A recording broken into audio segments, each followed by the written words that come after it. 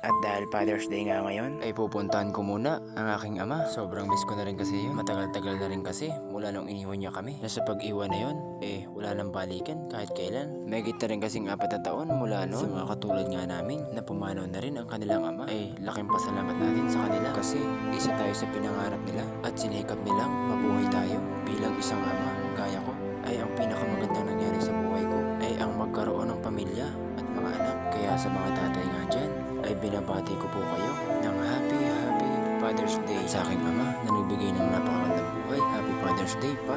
Miss ka na namin.